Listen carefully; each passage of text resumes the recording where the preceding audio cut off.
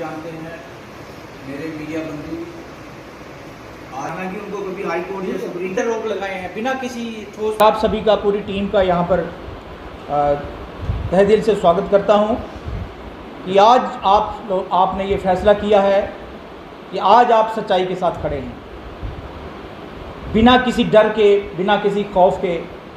आज आपने सच्चाई का साथ दिया है, पहले भी दिया है और आज भी देंगे। मैं शुरू करना चाहूँगा, 2 तारीख को पिछले दिनों हमारा इलेक्शन हुआ। इलेक्शन में 2 कैंडिडेट खड़े थे, एक मैं खड़ा था और एक मेरे साथ एक कैंडिडेट हमारे अनमिंदर सलाथिया जी थे, और रिज़ल्ट आपके सामने है। जब 2 तारीख को रिज़ल्ट आया, 2 तारीख को इलेक्शन हुआ, मैंने ये चुनाव जो है 13 वोटों से जीत लिया।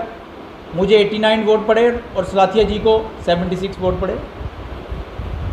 और आज जो बार मेंबर्स सुबह माननीय प्रेस और मीडिया के माध्यम से यहाँ पर बातें कर रहे थे, ये वही लोग हैं जो लोग सलाथिया जी के साथ थे, सलाथिया जी की कैंपेनिंग कर रहे थे।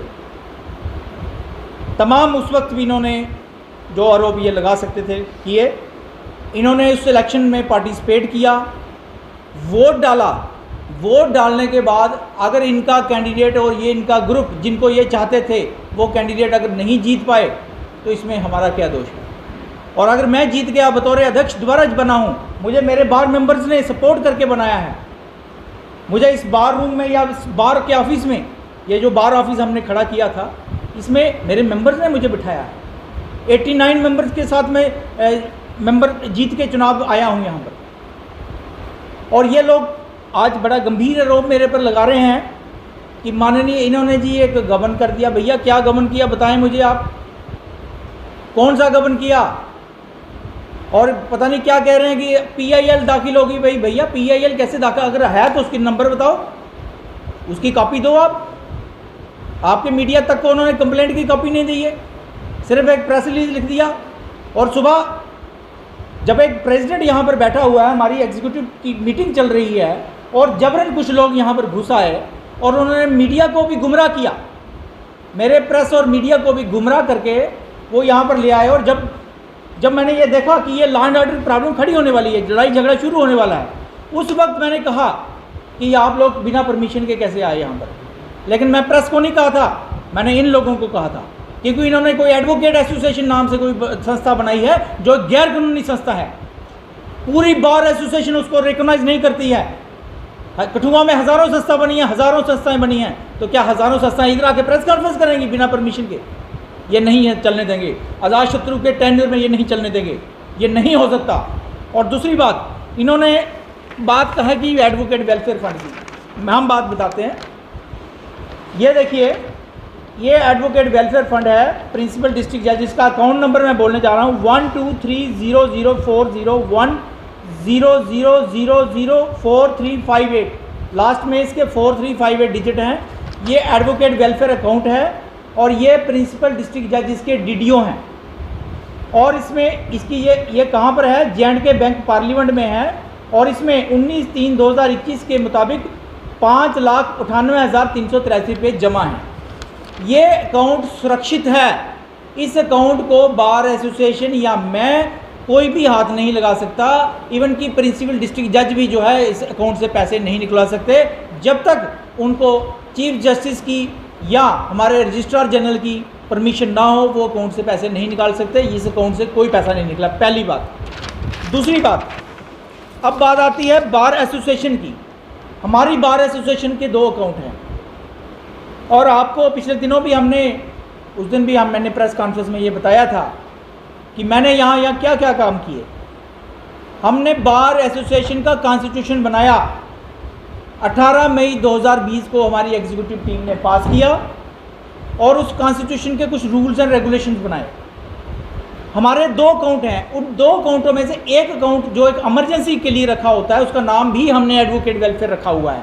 और उसमें हमने एक रेजोल्यूशन डाल के, क्योंकि कोई भी काम गलत हम ना करते हैं ना करेंगे, ये मेरे कठुआ के लोग बड़ी भांति जानते हैं, जो भी लोग मुझे जानते हैं या हमारे बार मेंबर्स, इनको मुझ पर विश्वास था, इसलिए मैं चुनाव जीता हूँ। ये देखिए 20/4/2020 का रेजोल्यूशन हमने डाला है जो ये कहता है कि एग्जीक्यूटिव कमेटी जो है यूनानिमसली रिजॉल्व करती है कि ये हम जो है ये एडवोकेट वेलफेयर फंड जो हमारी बार का अकाउंट है जिसका नंबर 00260401002630 है, ये हमारी बार का अकाउंट है, हमारी बार के दूसरा अकाउंट है, और इसका पैसा कहाँ कहाँ खर्चा जाएगा ये हमने उस रेजोल्यूशन के माध्यम से ये डिसाइड किया। कहाँ उसमें लिखा है हमने कि in case of hospitalisation involving major surgical operation, जहाँ पर किसी मेंबर को कोई सीरियस ऑपरेशन होता है वहाँ पर अपने मेंबर को हम ये अमाउंट दे सकते हैं। दूसरा, उसके बाद हमने कहा कि जहाँ पर जिसको टीबी होती है, लेप्रोसी होती है, पैरालिसिस होता है, कैंसर होता है, क्रॉनिक किडनी डिजीज़ होती है, अनसाउंडनेस ऑफ माइंड हो जाती है, या कोई भी सीरियस डिजीज़ या डिसेबिलिटी अगर आती है तो उस केस में भी हमारे मेंबर को वो पैसा हम दे सकते हैं। उसके बाद हमने ये कहा है in case of plight of any member advocate as decided by the executive committee of the bar association, कि अगर प्लाइट का मतलब होता है कि अगर हमारे किसी मेंबर का पतन हो जाता है बाई चांस, उसके जैसे कोरोना काल में हमने फाइनेंस ख़त्म हो गया, पैसे ख़त्म हो गए, उसका पतन हो जाता है, उसको भी हेल्प करने के लिए हम जो है हमारी एग्जीक्यूटिव टीम और बार अथॉराइजेशन और बतौर मैं अध्यक्ष मैं अथॉराइज हूँ उस पैसे को डिसबर्स करने के लिए। और उसके बाद हमने लिखा है कि एनी अदर केस, जो भी एडवोकेट वेलफेयर का केस होता है, ये रेजोल्यूशन डाल के हमने काम किया है, हमने कोई भी काम जो है गलत काम नहीं किया। और दूसरी बात, ये मेरे कह रहे हैं कि इन्होंने कोई PIL दाखिल की दी, इन्होंने कोई कंप्लेंट कर दी। अरे भैया, तुम चुनाव हारने के बाद ये चीज़ें कर रहे हो, मैं आपको चुनौती देता हूँ आपके माध्यम से कि ये अगर बात थी तो इन्होंने चुनावों में क्यों नहीं लाई। अगर इन्होंने रिट लगानी थी या कुछ इस तरह की ये कंप्लेंट करना चाहते थे तो चुनाव से पहले क्यों, बाद में क्यों कर रहे हैं, पहले क्यों नहीं किया। ये साफ दर्शाता है कि ये अपनी हार से बौखला गए हैं। ये बौखलाहट है इन लोगों की जो हार डाइजेस्ट नहीं हो रही आज 7 दिन के बाद भी। अगर इन लोगों को तकलीफ थी तो उस दिन कहते इलेक्शन पार्टिसिपेट क्यों किया आपने, क्यों वोट डाला आपने, क्यों इलेक्शन में पार्टिसिपेट किया। अगर आप लोगों को डेमोक्रेसी पे यकीन नहीं था, अगर पार्टिसिपेट किया है तो आज क्या तकलीफ हो रही है, आज क्यों झूठे आरोप हम पर लगा रहे हो। और आप ये कीर्ति भूषण जी ये क्या बात कर रहे थे कि गबन कर दिया, पहले अपने गिरेबान में जान के देखो, मैंने उस दिन बताया था, लेकिन आज मैं खुलासा करने वाला हूँ। ये कीर्ति भूषण जी वही हैं जिनके खिलाफ स्टाम्प पेपर को रीयूज़ करने का मामला 420 और 467 में अभी तक पेंडिंग है, पता कर लीजिए जाके। इन्होंने बेल करवाई है, ये बेल पर आए हैं बाहर, इन्होंने हाई कोर्ट से बेल पर बाहर आई है, और एक हमारे गरीब स्टाम्प वेंडर को फंसा दिया इन्होंने। ये वो कीर्ति भूषण है। और उसके बाद ये इनकम टैक्स की रेड पड़ी है, ये देखिए, ये मेरी बात कर रहे हैं, ये देखिए अभी मैं बताता हूँ, ये देखिए IT salute raid on a businessman 8/2017 का मामला है। ये देखिए, ये लिखा IT further said that another survey जो है एक्सीलेंट टावर जिसको कहते हैं, ये एक्सीलेंट टावर किसका है, किसने ऑन किया एक्सीलेंट टावर, ये कीर्ति भूषण महाजन का एक्सीलेंट टावर है, ये अजात शत्रु का नहीं है, ये अजात शत्रु का नहीं है। ये देखिए अभी मैं पढ़ के सुनाता हूँ, ये टाइम्स नाउ की खबर है, ये टाइम्स नाउ में खबर लगी है। ये देखिए ये पढ़िए, ये देखिए IT officer further said that in other survey cum surprise inspection was conducted at private tutorial running in the name and style of excellence tower owned by a advocate. ये देखिए owned by advocate Kirti Bhushan IT salute seized. ये देखिए खबर, times now की खबर है ये। Same और आज हम पर गबन का आरोप लगा रहे हैं।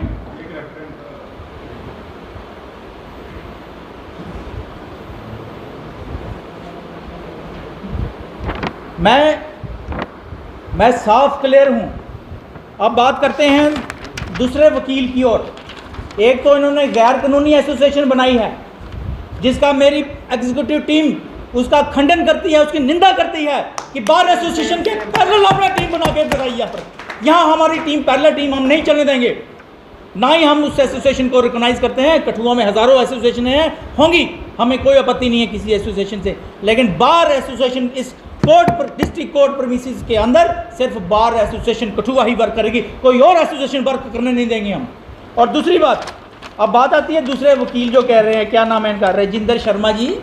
अरे आप बताओ पहले, अरे 5-6 साल पहले मेरे से 300 रुपया खा गए तुम लोग कॉन्स्टिट्यूशन बनाने के नाम पर, कहाँ है वो बताओ, अगर दम है तो बताओ।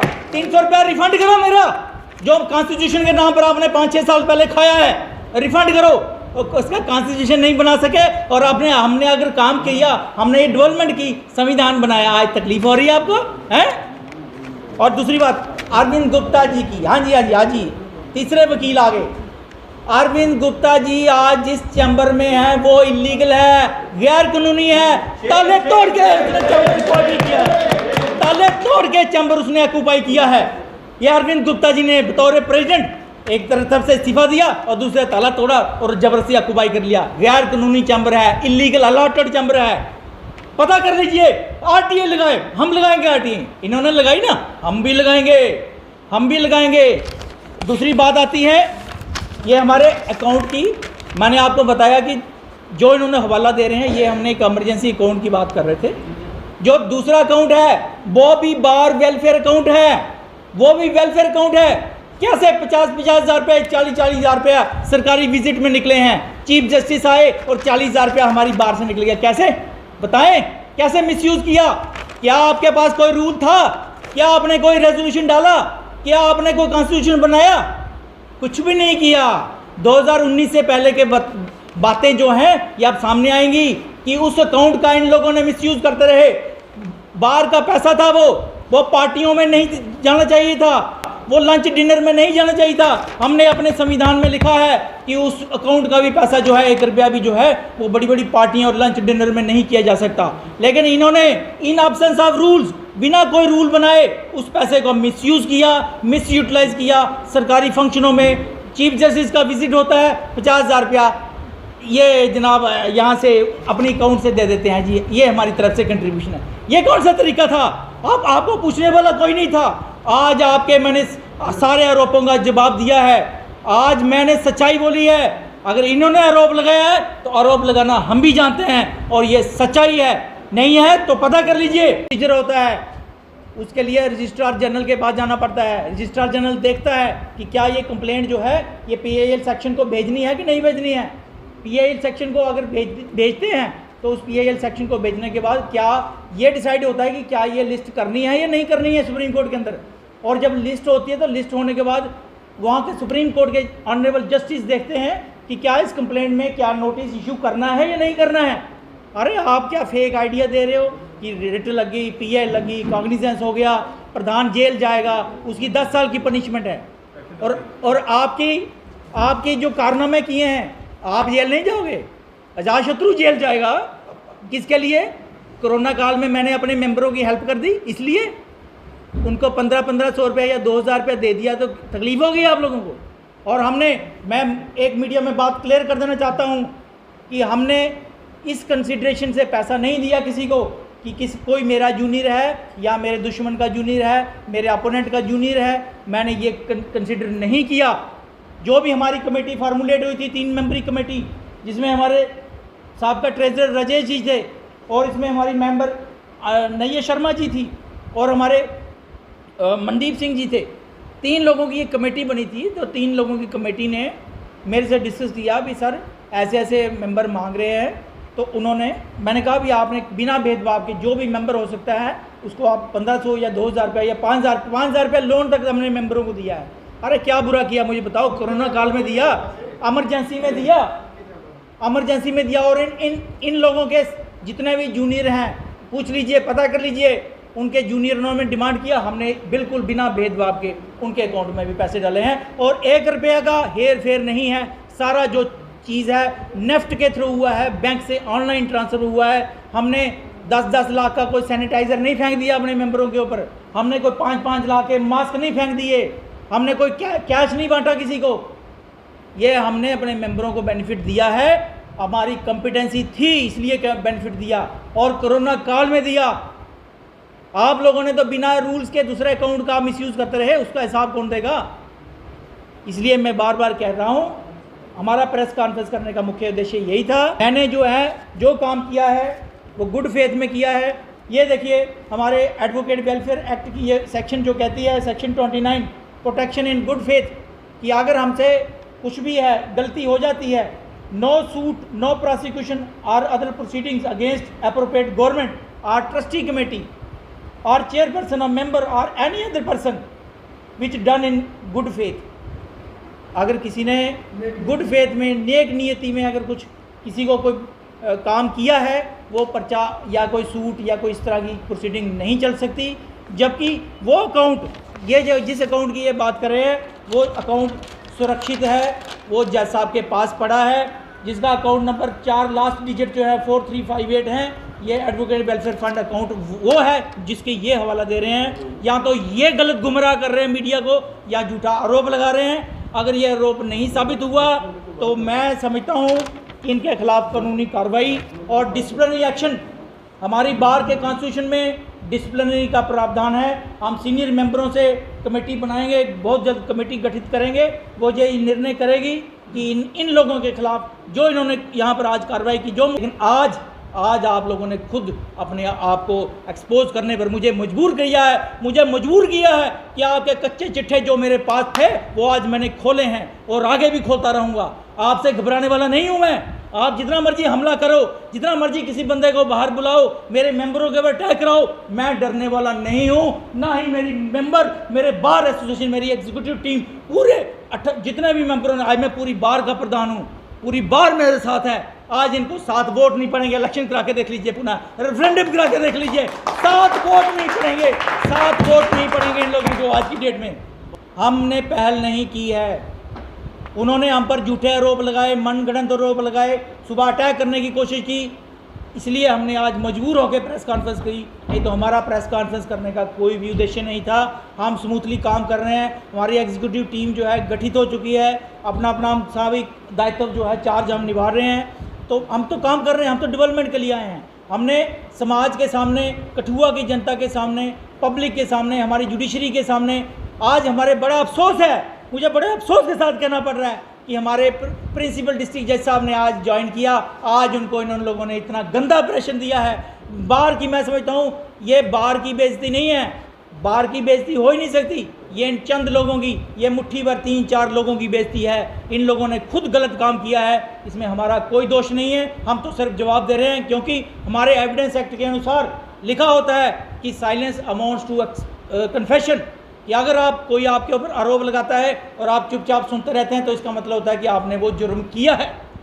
इसलिए हम बोल रहे हैं कि हमने कोई भी जुर्म नहीं किया है, हम पाक दामन साफ हैं। हमें पता है, हमारे पूरे सुप्रीम कोर्ट के, ऑनरेबल सुप्रीम कोर्ट के ऊपर हमें भरोसा है, माननीय उच्च न्यायालय हाई कोर्ट के ऊपर भरोसा है, हमारे डिस्ट्रिक्ट जुडिशरी जो आज नए हमारे जजेस आए हैं इन पर हमें भरोसा है। हम निष्पक्ष हैं, जनता जानती है, बार मेंबर जानते हैं कि अगर मैंने कोरोना में हेल्प की अपने मेंबरों की है, क्योंकि वो मेंबरों का ही पैसा था, मेंबरों को दिया है और बाकी प्रोसीजर के तहत दिया जो कॉम्पिटेंसी